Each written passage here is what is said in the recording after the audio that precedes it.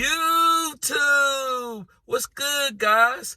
It's your boy TD, and I'm back again with another video from Fantasy Good Sports, guys. And today's video is going to be on 3 players that you should be buying low on in Dynasty. And guys, in redraft, if you want to go and trade for these guys, you can get them for the cheap. So guys, make sure you hit the like button and subscribe to this channel. This is cutting edge content.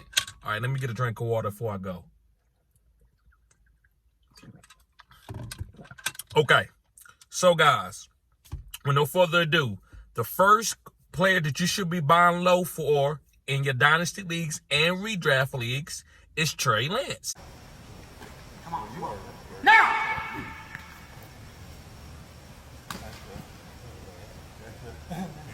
Also with it.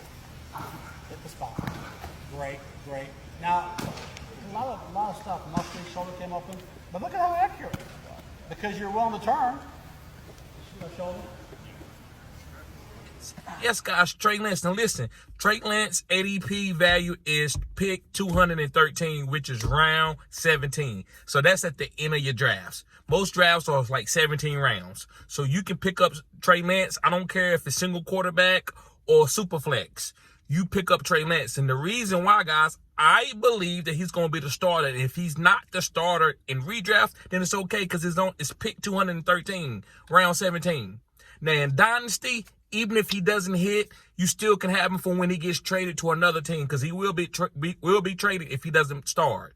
But guys, this guy's going to start. The reason why they trying to push him, Kyle Shanahan is not trying to give it to Trey. He want Trey to get better. So he's making a serious competition. Hey, listen, this is Brock Purdy team to try to see if Trey Lance got it in his heart to get better and push himself to take over the starting role and convince this team. There's our quarterback. Now, we believe Trey can be that. I think he would have done it last year if he stayed healthy. The good thing for him is with Brock being hurt and stuff, he has an opportunity to try to regain that and everything. And that's also why we brought in Sam, because we can't be set for sure on Brock because we never know how the injury will go. We think it will go well. We're optimistic about it, but right now that's on hold. And so it opens up an opportunity for Trey and for Sam to come in and show us what they have. So to me, I feel great about it.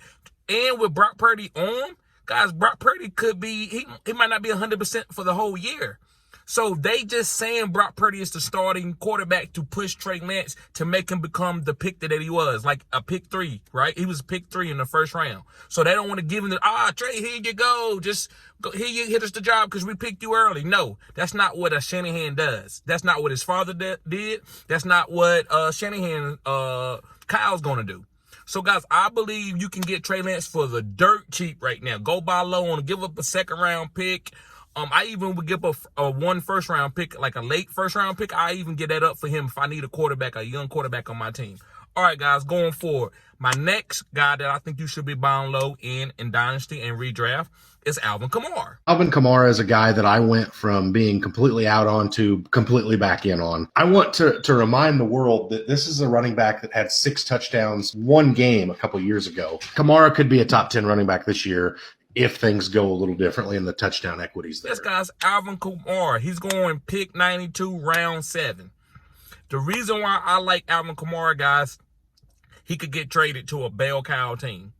And when I say a bell cow team, a team that's going to use him and run him into the ground, and you're going to get all of what Kamara got left in that team after the suspension. They could trade him before the suspension. It just depends, guys. And even if he doesn't go anywhere, New Orleans is going to run him into the ground. They're not trying to save him or anything anymore, especially with all the stuff, the controversy with him. So, guys, I love Alvin Kamara. You can get him for dirt cheap. People are taking less than a first-round pick for Alvin. If somebody charged you a first round, you say, man, I can't take a first round pick for him. So try to get him now with, it could be 6 games. If you wait after suspensions and only 2, then they might try to move it back up to the first round. So try to get Alvin Kamara right now today. As you're watching the video, go buy him low. If you're trying to win a fantasy football championship this year, if you're not, then maybe you want to rebuild and you don't want to target this type of player because he's older. But this guy got 2 years left to be a top 10 running back. It's Alvin Kamara. All right, guys, I'm not going to hold you up. Let's get on to my final and last guy. And this guy's on the same team, and it's Michael Thomas. Yes, guys, Michael Thomas. The reason why I'm not drafting Chris Olave high in the second round is because of Michael Thomas. If Michael Thomas out there on the field, he's going to command 130 targets, 120 targets, easy. So how Chris Olave going to be the #1 overall wide receiver or a top 5 wide receiver when Michael Thomas is getting 130? You think Derek Carr is going to hyper target 2 guys, both of them 260 targets? No, it's not. There's no way Chris Olave can be a top 5 wide receiver with 90 targets. I'm not saying he's going to get 90 targets, but I just don't believe he's going to out target Michael Thomas if he's healthy. Now listen, if Michael Thomas is not healthy, then you can give up a 2nd round or a 3rd round pick and get the guy. You don't have to give up a 1st round pick to get the guy. So if he gets hurt, hey, it is what it is. It's just a pick. What other rookie other than Marvin Harrison Jr. next year is going to be better than Michael Thomas? Nobody. And guys, the reason why I believe in Michael Thomas, if they didn't want Michael Thomas, why would you have him stunting Chris Olave growth and give him a new deal? You say, nah, go on, Michael Thomas, we'll trade you. You go on and move on from him. You don't re-sign him and restructure the deal, right? Unless you're going to trade him, right? So they not trade him. So, guys, I think Michael Thomas is, if he's healthy, you're going to have a boom, a top 10, top 5 type potential or wide receiver, least the value. And look what he did last year in the 2 games that he played.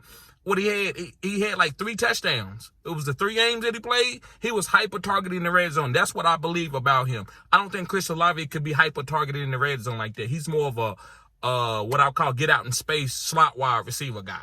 Right? So guys, I'm not gonna hold you up. Make sure you hit the like button and subscribe to this channel. This is cutting edge content. Peace.